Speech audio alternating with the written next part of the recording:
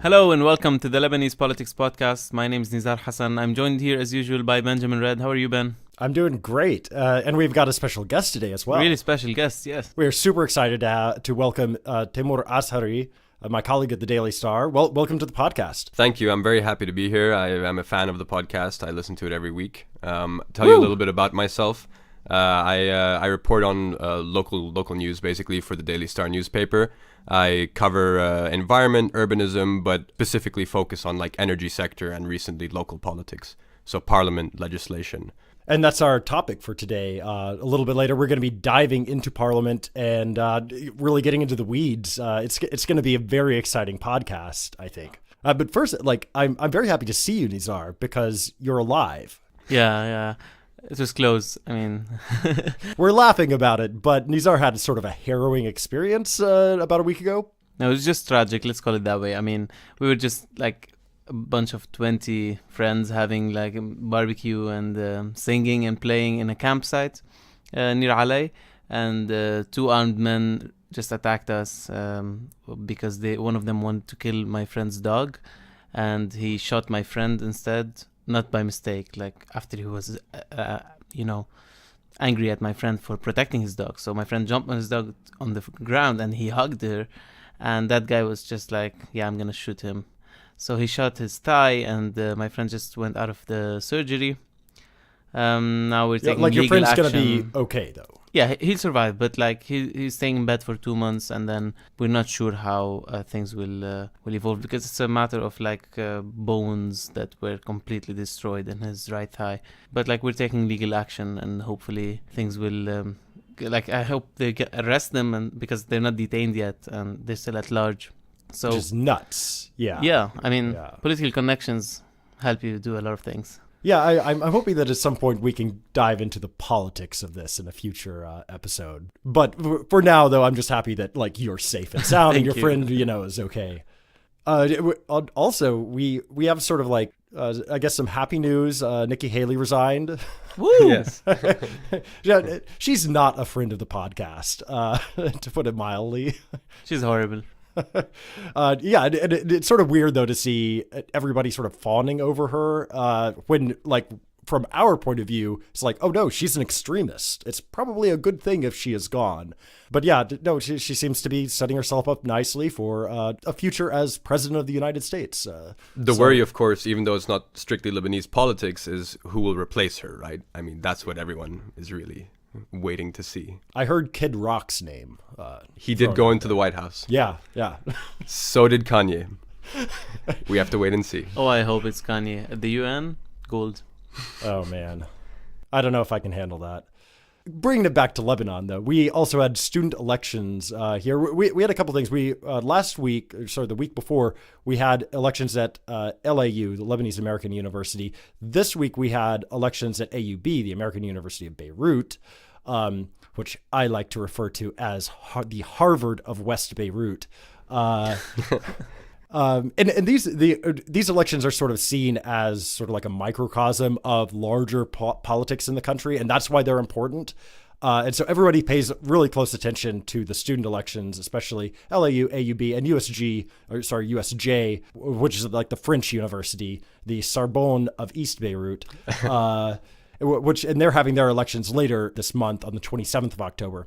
So at the LAU elections, a coalition of the Future Movement, the LF, and the PSP won. But at AUB, it was kind of flipped, and the PSP joined Amal and Hezbollah at AUB, which I find interesting.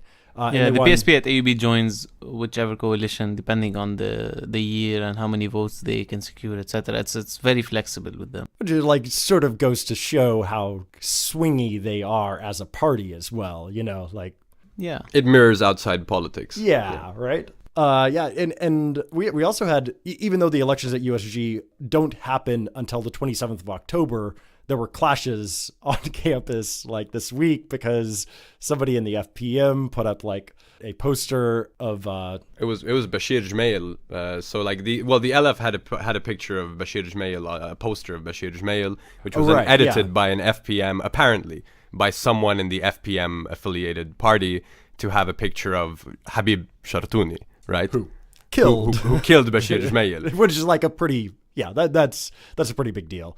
So yeah, there was like some pushing and shoving and everything. And this is actually sort of a normal occurrence, though. So, all right. People get really worked up over these elections. That's the main takeaway here. Yeah. And speaking of like LF, FPM problems, there was an issue in Ferzal in the Bekaa Valley this past week. There was sort of like this 2 a.m. middle of the night thing where the LF tried to erect this monument to like their fallen martyrs. And the one of the MPs, FPM MP Michel Daher, said, "No, you're not doing that. I don't want that near my property." And apparently there was this verbal argument in the middle of the night and everything. The army came and arrested, like 6 people or whatever, immediately released a bunch of them. But the head of the LF in Ferzal was detained for like 24 hours or something. And so like there's this dispute over supposedly land, like whose land can you erect something like this on? And now they've all sort of like agreed to make nice and figure out a solution that everybody is happy with. But I don't know. It doesn't sound like any solution was ever actually reached. And things were sort of like got weirdly out of hand for a moment. Like there were rumors that like a bunch of armed LF men were headed there, at one point. There were reports of shots fired as well. Many people took it as a sign of the FPM LF general bickering and struggle over cabinet and even before that over the presidency. And this is just the latest manifestation of that. Yeah, and it made even more emotionally high-pitched by the fact that these are like you're honoring your martyrs and everything, at least for one side of the equation here, which, it isn't great for calming tensions. But luckily things didn't get out of hand, but things still haven't been resolved as well. We had a couple of things happen related to the military tribunal. If you guys remember, a few months ago, we reported on somebody being indicted for this gigantic hacking operation. And we thought we were going to see more of this. This was Al-Akhbar broke this story back in July. And basically what it is Khalil Sahnawi, who is related to the politicians, the Sahnawi politicians who are both like FPM and LF adjacent, right? He was arrested. Basically, he was accused of doing this gigantic hacking operation that targeted like security agencies, banks, like major institutions in Lebanon that you're not supposed to hack. And this week, things came out where he was actually indicted by the military tribunal or at the military tribunal. And the prosecutor there recommended that he get somewhere between 5 and 15 years of hard labor in prison for this operation. It's very interesting that this was targeting security agencies, and Al-Akhbar also reported that they got a lot of information, including access to General Security Chief Abbas Ibrahim's emails. Which is nuts. Which is crazy, Yeah. which is incredible. And I mean, it's embarrassing for the security services, right? Because what you have is like a breach of state security, the internal security forces, and general security, apparently, all 3 of them in this hacking operation. And if you can get the head of general security's emails, I mean, that does not speak well. And this is also very politically sensitive because it's connected to the Sahnawi family as well. Also, speaking of the military tribunal, we had a very weird thing happen this week where a case was actually moved from the military tribunal to the civilian courts, which doesn't really happen. It was this case of an attempted assassination on a Palestinian security official in Sidon in 2017. And basically they said, this isn't our jurisdiction, so it should be tried in civilian court.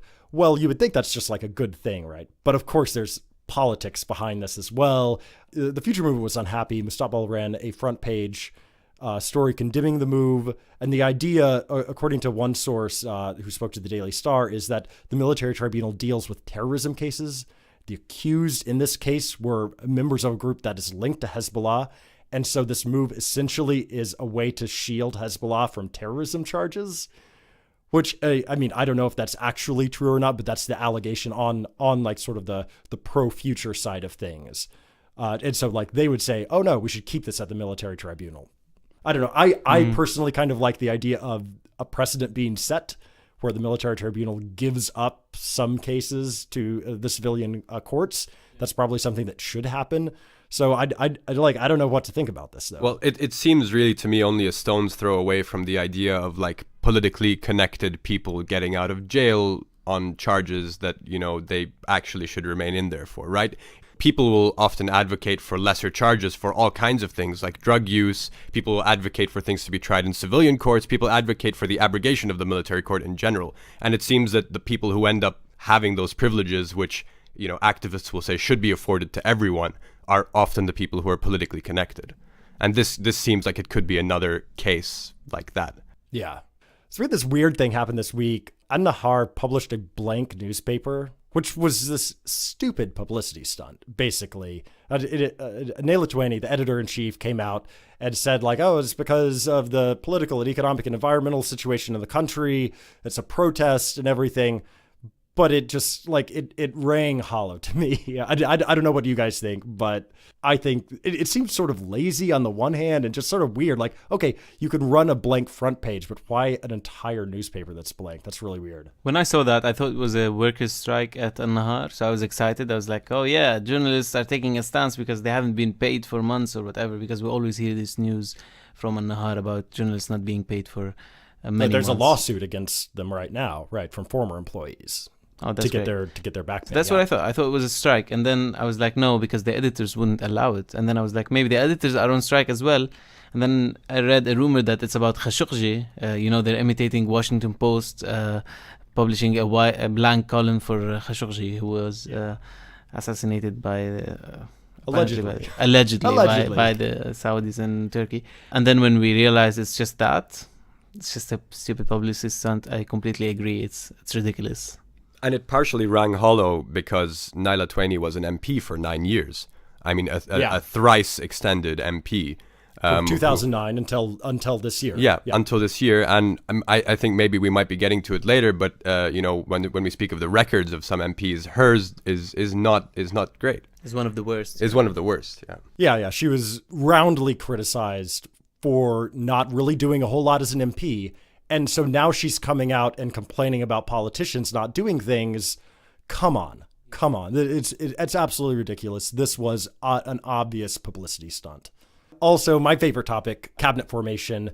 We passed this past week, the Mikati 139 days. It's now been 144 days since Hariri was designated. So like we're sort of entering this time where it's like, okay, we're sort of at the end of this, post Doha agreement of like, 4 or 5 months is okay to form an okay time frame to form a government. And so, like, at least in my opinion, we've got a couple more weeks, and then we're just going to see a cratering of confidence in Hariri's and Aoun's abilities to actually solve the nation's problems. And that could have a lot of other effects, and I think I've gone into that enough already in previous podcasts. This week, I do want to say, it very much appears that France is pushing for cabinet formation. Aoun met Macron Friday in Armenia. Also, the sort of like France's diplomat that's in charge of the CEDRA, the Paris 4 conference, Pierre Duquin, he's in Beirut. He met with Nabi Berri. He met with Saad Hariri. And there's talk of an Aoun Hariri meeting in the next few days on this issue.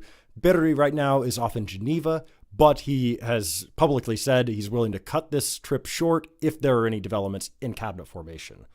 Also this week, we had a list sort of being passed around just in the past couple of days, which I found really interesting, like sort of a potential, like full names of cabinet, potential names for cabinet. And it's semi-believable, right?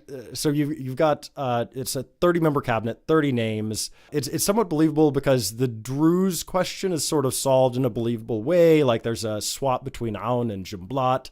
And there's only 10 FPM members instead of 11, which would be a blocking third. That's also very believable. And there's also just a lot of believable names. A lot of the people listed here are names that we've heard around town mentioned as potential ministers in the next government.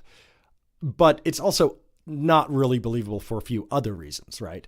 And one of those reasons is 10 of the names are Maronites, which is an insane number of Maronites in a cabinet. Usually in a 30-member cabinet, you have 6 Maronites, 4 Orthodox, 3 Catholic, 2 Armenians. That's been the breakdown the last at least 3 30-member cabinets. Those numbers, and we all know in Lebanon you have to follow the sectarian rules on this. And so unless there's been some major agreement in the Christian community of how to break down a change massively in favor of the Maronites in the cabinet, I just don't believe this list at all. Also, there's a question just of Sunni representation. Saad Hariri is nominating 5 on this list, 5 Sunnis and 1 Christian, and then Michel Aoun is nominating one other, the 6th Sunni. but it seems weird to me. The sixth Sunni is Fadi Asali, who is the head of Cedrus Invest Bank, which is sort of considered Aoun's bank in town. And I would have thought the sixth Sunni probably should be somebody more in a Makati camp or Karami camp or something like that. So that makes me question it as well. And then also just the portfolio distribution, the portfolios given to the LF seems a bit weak to me. They have 4 members in cabinet, but they get like education and the deputy premiership, culture, environment, and women's affairs. I don't know. That just rings to me a little bit weak. I think the LF wants the justice ministry. Whether they get that is another thing. But if they don't get the justice ministry, then they'll want like something stronger than this. I think. I don't know. I could be wrong on that, but it just seems a bit weak to me.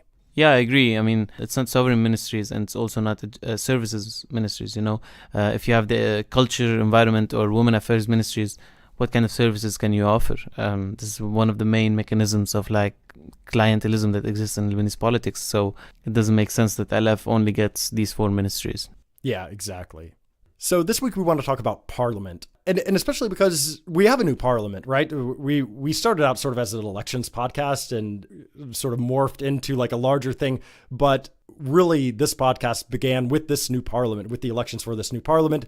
And so let's check in on what they have been doing and what's going on, and maybe get into some of the problems with parliament as an institution and the problems with MPs. So like first off, though, we have to say what they have done up until this point. So on May 6th, they were elected. They took office, like the official parliament became parliament on the May 22nd. And the first thing they did was they elected officers and committee members, and then they started committee work. But then they actually did have a legislative session as well, which Timour, you went to, right? Yeah. So the legislative session, it was Parliament's first legislative session, the first session of these new MPs. Basically, the committees, when they began their work, the idea was that we need to pass a bunch of laws so that when we have this legislative session, we have a bunch of laws that we can endorse, together and just kind of streamline the whole process. Right, which makes sense. Yeah. So committees, basically, the decision was taken for joint committees to meet every Thursday, and the joint committees basically bring together all the committees or all the relevant committees under the chairmanship of the deputy speaker or the speaker. And so they had these sessions. They passed a bunch of laws, and then they had the legislative session at the end of last month. And you had a raft of laws that were passed. You had a solid waste management law, very critical in Lebanon. We had the 2015 garbage crisis and continue to deal with hundreds of landfills just spread out across the country. Trash burning is rampant. So this law, basically, the idea is that it's a framework that allows municipalities to decentralize their waste management. So they can basically, do sorting at the source, recycling. Controversially, it could also, MPs have argued that it could allow them to do incineration, which is a very, controversial practice in Lebanon. Activists are very against it. They say that, Lebanon doesn't have the oversight to handle such a process which produces hazardous materials, including very fine ash. Yeah, it's a very hot button issue because Beirut municipality has announced it's our intention to do this, right? And activists are like, fuck no, we don't want that. And with this law, so Paula Yakubian, the Sabah MP, has argued that basically every municipality could make a small incinerator in their backyard, and that wouldn't look much better than the burning of landfills that we have currently. We'll go more into the solid waste management law later because it's passing, and the manner in which it's passed was it showed the dysfunction of Parliament in so many different ways. We also had a law passed on e-transactions and personal data. We had a judicial mediation law passed, which basically allows court-supervised mediation to happen outside of the judiciary, basically. So the idea is to ease the backlog of cases, allow court-appointed mediators to just get the two sides together, try to find a solution, and then once they've come to a solution, a judge will just rule on it and be like, okay, we agree to this solution. And part of the idea there as well is to make Lebanon a more business-friendly place, right? Yeah. We also had a law passed on the protection of whistleblowers, also known as those who report corruption. So we also had a law passed on transparency in oil and gas sector contracts, which received praise. And the energy minister actually said that now we are ahead of Norway with our oil and gas sector legislation. This prompted a lot of like jokes from Parliament. So there was an MP who at the end of the session, Hasan, I believe, who said that, look, we really need to add this amendment to this law, otherwise, like, lest we remain at the same level as Norway, which it was funny. And for those who think that Hezbollah does not have a sense of humor, yeah, exactly, they do. And there was also like $400 million in loans for infrastructure projects, for healthcare, for wastewater treatment, and finally they passed this basically this stopgap measure for the housing loan crisis. They agreed to basically provide funding that would allow housing loans to be reinitiated. So you have a lot of people who began building houses or are waiting to get married because they just can't get this housing loan that'll allow them to move out of the house. And it's a big issue in Lebanon. Right, and that happened because BDL, the central bank, basically decided to exit that space and leave that for legislators because it's their job, not the central bank's job, to provide these kinds of things, right? Yeah. Yeah, and so that's what's happened up until now. One of the reasons that we're talking about this week, though, is that on Tuesday, a new session of Parliament begins. And so just to back up really quickly and refresh everybody's memories, when there isn't a cabinet, when we have a caretaker cabinet, Parliament is considered an extraordinary session. So that basically means Nabi Berri can call a meeting of Parliament at any time during these sessions. But that extraordinary session is coming to an end because the fall term is beginning on Tuesday. And so on Tuesday, we're not only going from extraordinary session into regular session of Parliament, but we're also going to have a meeting of Parliament, and they're going to meet, and they're basically it's going to be a pro forma session. They're going to elect members of the Secretariat again. They're going to re-elect members of committees. Nobody expects changes to be made here. They usually aren't. Maybe just around the edges, but anything could happen, right? There could be a few changes in names.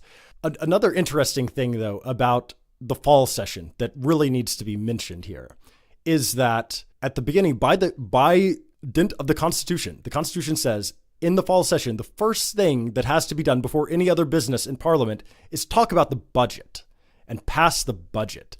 And so, as of Tuesday, Parliament will be constitutionally proscribed from doing any business, like legislative business, other than talking about the budget.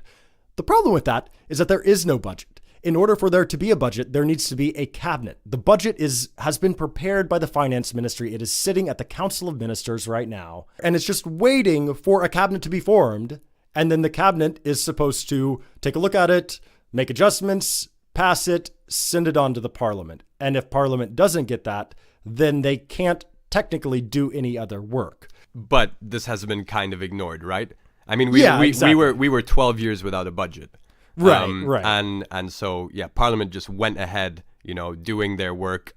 I mean, they had I don't know right. if you would call it work, but they, they went ahead doing what they do. Yeah. And another sign that this won't really be respected is that Berri has said that if a cabinet is not formed by the end of October, he will call for another legislative session. Which I don't really understand why legislative sessions depend on a cabinet here anyway. So if a cabinet is formed, you're just not going to call a legislative session? You're the legislature's not going to operate? Right. I don't quite understand the connection between the two. It's almost as if he's holding it as a kind of threat, right? That they would have this legislative session. Because the last legislative session ended, the last legislative session was held for necessary legislation, right? Yeah. And it ended when, there were rumors that it ended abruptly because people thought that the legislation happening wasn't necessary. And there's this talk about it kind of infringing upon the rights of the prime minister, the prerogatives of the prime minister. I'm not exactly familiar with how that works, but I think it's something to do with basically the power play between having a speaker, a president, and a prime minister, and the prime minister currently being resigned, basically, or designated. Yeah. So there's a lot of problems with this is one of the many problems with the way the Parliament functions. The idea when Aoun was elected and Hariri came back and became prime minister a couple of years back was that, okay, we got very far off track with our constitutional institutions and following the constitutions. Now we're going to start moving back towards constitutionality. And if this happens, where there isn't a government and Parliament has to start breaking the Constitution again, then we're clearly going back in the opposite direction. it's not a great look. But that's only one of the problems as well with the parliament, right? So going to parliament, you see that basically you have a lot of dysfunction there. And one of the main, one of the main examples of this dysfunction is the way voting happens in parliament. And so we have basically, I mean, even in the text, we have these kind of two pieces of these two articles that contradict each other. Article 36 of the Constitution says that votes shall be cast verbally or by members rising and sitting, whereas the internal bylaws of Parliament say that votes shall be cast by raising your hand, and that you shall cast the voting shall be hand article by article of the laws. So you already have this kind of weird contradiction in the laws there, and this only really this crystallizes even more when you're in Parliament. I mean, I'm going to use the solid waste management law as an example. It was the first law that the legislative session debated. It took 3 and a bit hours to pass, and so a key example of the dysfunction that you have is that in the law itself, the law stated that the solid waste management sector will be headed by this commission, and that commission is under the shared responsibility of the Environment Ministry. And Sami Jmail, the MP, pointed out, well, how is this going to be under the shared responsibility of this one ministry? And basically MPs found out that they had removed the Interior Ministry from the law, but left in the word shared. So you could have had a law that, just basically didn't make sense.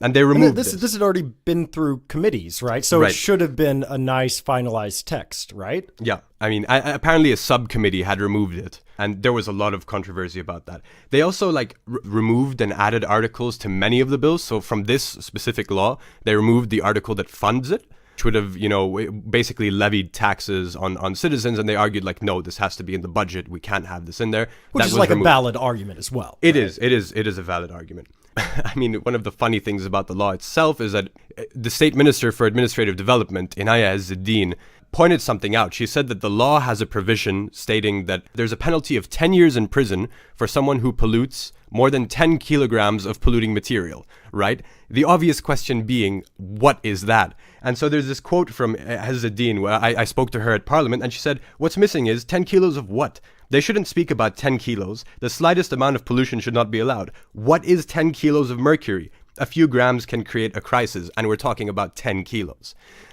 So you have basically incomplete legislation. Which I think we should point out that Azzuddin is from Nabi Berri's bloc. She is a card-carrying member of the Amal movement, but one of the things also that maybe endears her is that she does speak up about these kinds of things. Yeah.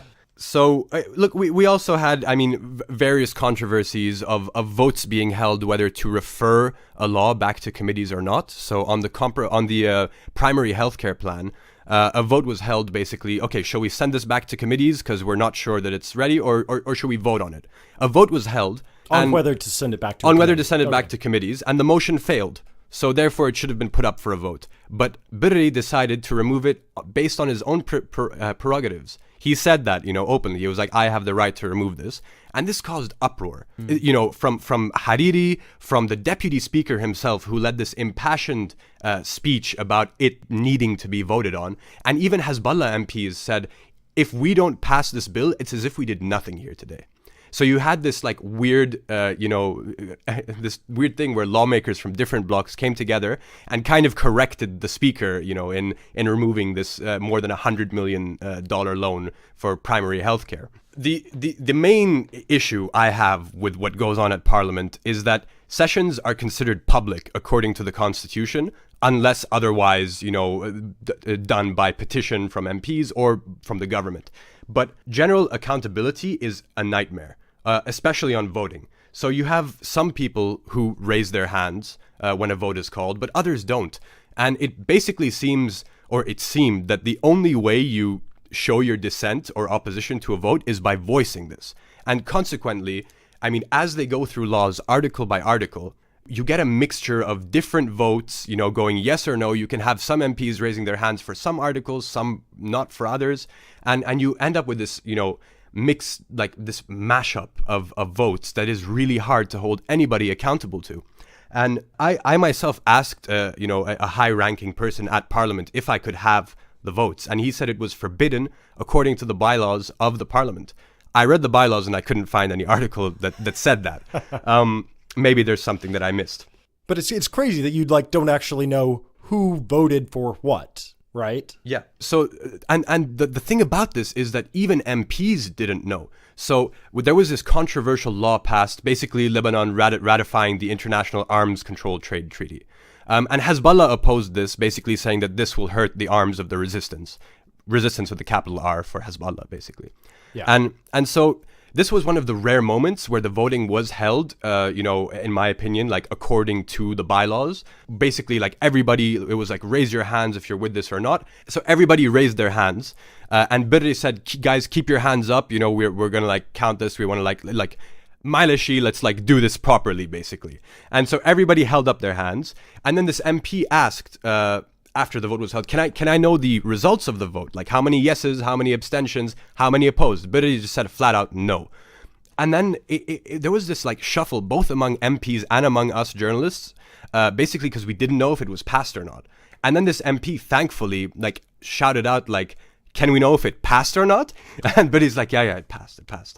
So like Birri is just like this ultimate arbiter. Yeah. And so like we assume he must be making decisions that like all of the blocks are okay with, otherwise they will literally walk out, right? And they do. We're lacking specifics though, and we don't know. Maybe some of his calls, unless they're egregious enough for everybody to be like, no, we need you to, reverse that decision. Is he making the right call? I don't know. And with a parliament that should, represent the people and serve the people, I mean, it just seems like it should be a matter of principle that the votes are recorded. I mean, don't you want to know which way your lawmaker voted? Fair point. Okay, so far we've talked about like the legislating of parliament, but they also have like a big oversight role as well, which isn't really being done, right? That's one of the big complaints about parliament. They're supposed to oversee the work of the government. They don't really do that. They do have oversight sessions every once in a while, but sort of because the parliament, like all of the parties in parliament are also present in the government and everything, it doesn't seem like any real oversight is taking place, right? And that also speaks to a problem in the cabinet probably, but also other problems just in the parliament, right? I mean, of course, as you mentioned, if the cabinet is a smaller copy or smaller version of the parliament itself, then who is monitoring who? Like, what kind of oversight is that? There's no political accountability in whatsoever between these two institutions, which is one of the basics of like this form of democratic structures. But apart from these problems that you and Timour have been talking about, I think an important thing is to look at the MPs themselves and their performances. And thankfully, we have this big study done by the Lebanese Center for Policy Studies, who I work with, from 2009 to 2017. And I think the results of this study, the major finding to me is that MPs in Lebanon are not really like lawmakers in this in the right sense of the term, because they're just politicians who are like maybe important enough, popular enough to be in parliament, but they don't really do what lawmakers should be doing. On average, 70% of their time is spent talking to the media, hosting supporters, or attending political and social events. That's 70%. And 30% of the time is dedicated to legislation and oversight, which is their job. And even this 30% is actually exaggerated. If you look at the charts in LCPS's book, you find that, for example, Future and Hezbollah say that, their MPs say that they spend 23% of their time on average doing legislation. However, these two blocs presented the lowest number of draft laws in parliament compared to any other bloc, except for PSP because it's very small. So it doesn't make any sense that they're spending so much time, unless they're like taking so much time to craft these amazing legislations. It takes so long, and then they don't present them because maybe they're not perfect enough. It's not a convincing argument, is it? Yeah, I haven't heard any of those rumors. That's yeah. So for these two blocks, for example, each MP suggested less than one draft law on average during this whole term. 3 terms because of the extensions. A 9-year term. In 9 years, we're talking. It's nuts. So the bad performance of MPs is really beyond ridiculous. We have 55 MPs who did not propose a single draft law, which is 43%. Out of 128. So almost half did not present any draft law in parliament. 21 MPs did not participate at all in oversight or legislative activity. This means that they might attend sessions, but they don't propose any amendments, they don't do any statements, they don't challenge anything, they just are very passive. so they did not participate, and also, of course, they did not draft any laws. This would be a good point to mention that Naila Twaini is one of the people who has the lowest, attendance records and participation records, in the entire parliament. Right. I think it's somewhere around 29%. Yeah, and I don't think she participated actually in any legislative activity at all. She has one of the lowest scores. By the way, our listeners, you can access the data and the scores for each MP on the website that LCPS has created called Niyabatan Anni. We will put it in the description of this episode, and you can also see the results for the performance of the parliament in general, also political parties, etc. It's a very useful platform. But yeah, I was saying, apart from MPs themselves, even the committees, the performance of the committees was itself very embarrassing as well. On average, each committee met once every 4 months, which is like basically being just inactive, except for one committee for the justice, what is it called? Administration and Justice Committee. Yes, this one was more active than others, but in general, committees were very inactive. And to be fair as well, Administration and Justice and Budget and Finance are sort of like the two big committees in Parliament, right? That have their fingers in everything. Exactly, but they did not perform well, not only because they don't have to really, because of the nature of their position in Lebanese politics, but also because they don't know enough, They really don't know shit. 80% of the MPs surveyed by LCPS did not know how much, for example, the government spends on healthcare. They could not estimate at all. 74% did not know what the poverty rate is. And we're talking about estimations, so they gave them ranges, 15 to 25%, and they missed it. 63% could not estimate the unemployment rate. And of the 26 MPs who thought unemployment was over 25%, so it was like they overestimated unemployment, which would be catastrophic in the country. Only 6 considered it a top priority. So it's really ridiculous that they not only don't know what the situation is, their priorities are also extremely different from people's priorities. Yeah, I don't know how you can consider that, like, more than 1 in 4 people is unemployed, and not have that be like, this is a national emergency that we have to address right now. Exactly. That's insane. It beggars belief. Yeah. And like with the high number of people under the poverty line in Lebanon, only 10% of MPs considered poverty a national concern. Only 6% said that the high prices in the country was an issue of high priority, although this was the number 1 priority of Lebanese people according to a 2016 survey. So basically, we've got like this elite that is just disconnected, completely disconnected, and doesn't even have an idea of what's true or what's important. Exactly, and the result is a bunch of laws that do not meet these needs or priorities. Only 9% of the laws, according to the LCPS study, are related to people's top priorities. So completely disconnected, and they of course they do not meet expectations in that sense. But we have to understand all this in the context of a parliament where policy or like positions on public policy questions is completely irrelevant to the politics. I mean, not only do parties mobilize on sectarian fears, sometimes scapegoating refugees or whatever geographical identities, but also when their representatives are elected in their blocks, there's no coherence among them around major policy questions. On average, according to LCPS study, MPs of the same bloc agree on 8 out of 15 major policy questions. So there's literally no way in which one political bloc in the parliament can act as a policy actor, as a homogeneous group that will push in one direction, not the other. So it's really difficult as well to lobby or to do this kind of activism where you target one group because you secured the support of the other. And also it means that policy does not get passed really. And LCPS gives a nice example in this sense, because they say that 86% of MPs say that they support universal healthcare, but no law was passed. Whereas for the rent law, the new rent law, which was very controversial, a lot of people were against it. Among the MPs, there was a huge disagreement around it. It was passed. It's such a chaotic environment for policy making. It's very unpredictable, and if these MPs are coming together based on other things like loyalty to one political zaim or sectarian affiliation, etc., how can you have a normal like democratic political process? It's just impossible. Well, I mean, it serves the interests of those zaims, right? Just to have a system that it it doesn't challenge your authority whatsoever, right? Yeah. It's this parliament that you sort of run along with your other zaims, and that's it. It's not its own like institution, really.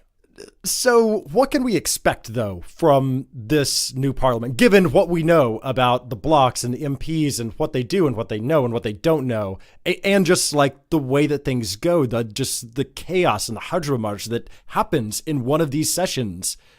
Can we actually expect parliament to, say, take on a real role in oversight? Well, I mean, look, that's what this government and this parliament has been built at, right? Reactivating the work of institutions, just getting back on the horse and producing legislation that solves the myriad crises that this country is facing. So far, I mean, they have done some work. Cabinet formation is really blocking a lot of what they can do. Parliament is its own independent institution, but the way the system works is that you need a cabinet to ratify those decisions, to implement those decisions, to issue the decrees. I mean, so at this point, we can really say that government formation is the main issue. I would say blocking, the reactivation of institutions, as they say. And I would agree with that. But I would also say that this parliament has been, I don't know, there's been more energy, right? Since all of these new MPs came in, it does seem as though like there's a lot of just like young people ready to go and start legislating and everything. And we see this like in the committee work and stuff like that. There's a lot of enthusiasm there, which is great. It's a great thing to see. Right, but that'll happen after you've had a parliament for 10 years where people died and weren't even replaced, right? Yeah. I mean, you literally had an aged parliament that just, that was completely unenthusiastic, and people were unenthusiastic about it. So definitely, the newness of it is exciting. Will that carry on? That waits to be seen. Yeah, I mean, I understand the optimism here, but we should always remember, in my opinion, that these are a bunch of people who have very narrow interests. I mean, they will do legislation for sure. Maybe they will slow down a bit in a couple of years when the young, excited ones lose hope and the old ones just do what they do.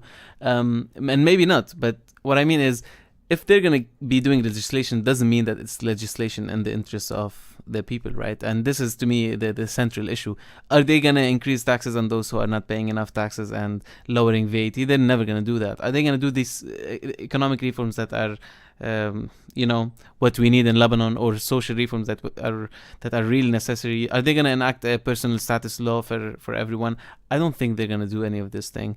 We need a serious political force that is progressive in parliament to push for this kind of thing. So I'm happy to see healthy institutions, but I'm more interested in the outcome of it, or the interest that it right. It doesn't just serves. matter that you do oversight or that you do legislation. What matters is the content of that legislation, right?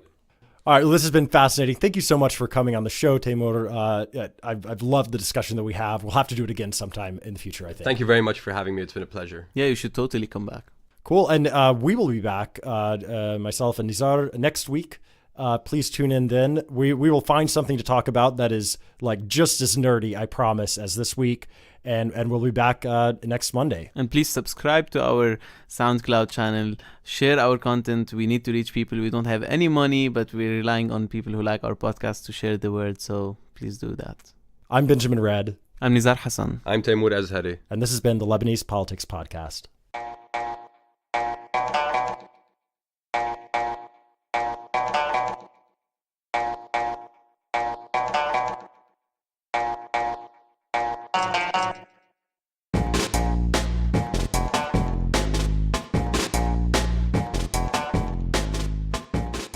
The Lebanese Politics Podcast is brought to you by myself, Nizar Hasan, Benjamin Red, produced behind the scenes by Susan Wilson, and the music is by Omar El Fil.